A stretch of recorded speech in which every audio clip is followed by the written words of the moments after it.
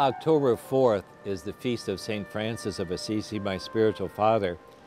On October 4th of this past year, I got a call from my oncologist who gave me the message that my pancreatic cancer had metastasized into my stomach and it was inoperable, and so I have 4th stage terminal pancreatic cancer that is in my stomach, and that I had 6 to 9 months to live. I'm glad it was on the Feast of St. Francis because I take great inspiration from his own life, from his own suffering, as he was given the stigmata, the 5 wounds of Jesus, as he embraced that, as his prayer was, Lord, make me a vessel of your grace.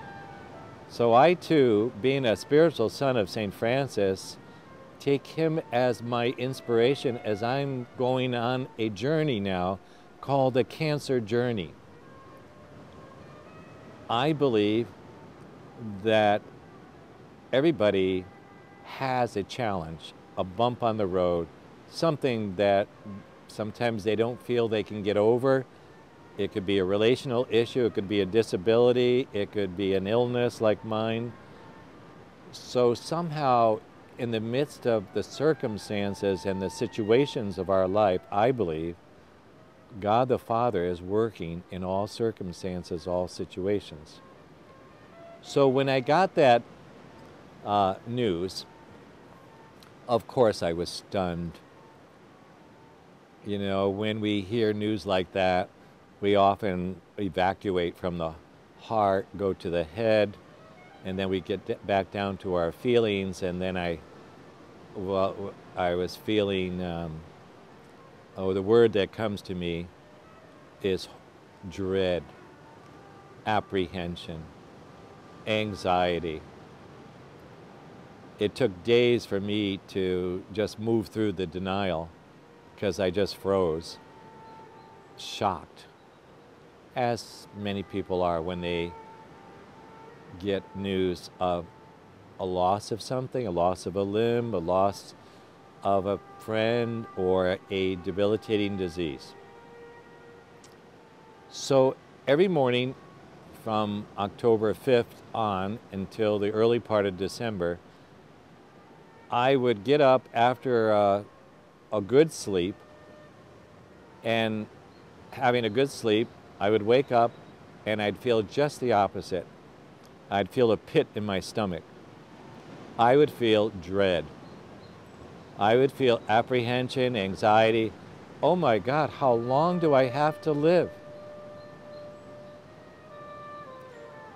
And that went on for a long while, many weeks.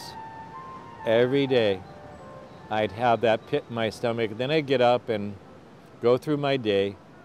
But what was really down deep is apprehension.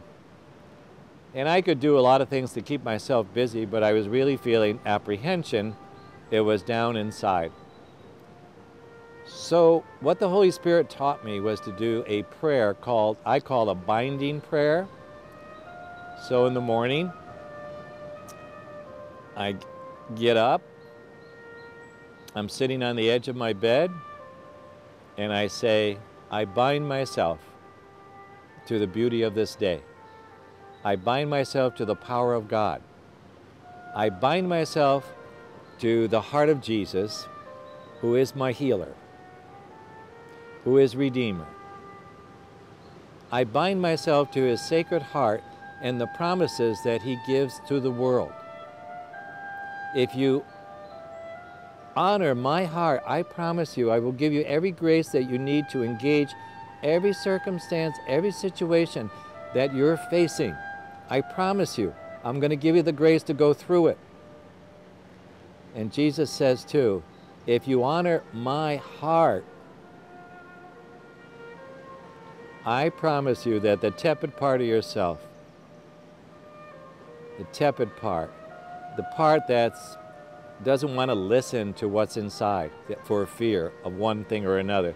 The tepid part, the part that is lazy, the part that has lost an inner ear, that's what laziness means. You're just not hearing what's essential. I promise you that the tepid part of yourself will become fervent, and the fervent part shall turn on fire. I bind myself to the communion of saints. There are saints in my life that are very close to me, who lived a life that was full and faithful. Saint Francis of Assisi, who prayed, "O Lord, Father, fill my heart with the love that you filled your Son. Enrapture me as much as possible." The saints, Blessed Junipero Serra, the founder of California, he walked miles on a lame leg after being bitten by a spider crossing the Yucatan jungle in Mexico. He was in his 30s. He died when he was in his 70s. He limped all through his time here in California and united his sufferings for the divine will plan that God had for California. I want to do the same. I want to take my journey.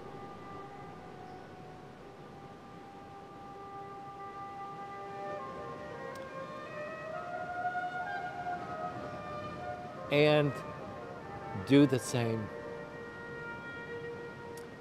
I want to be a vessel. I want to be a vessel of grace that is open to take my journey and unite it to the divine plan that God has not only for me, but for this world.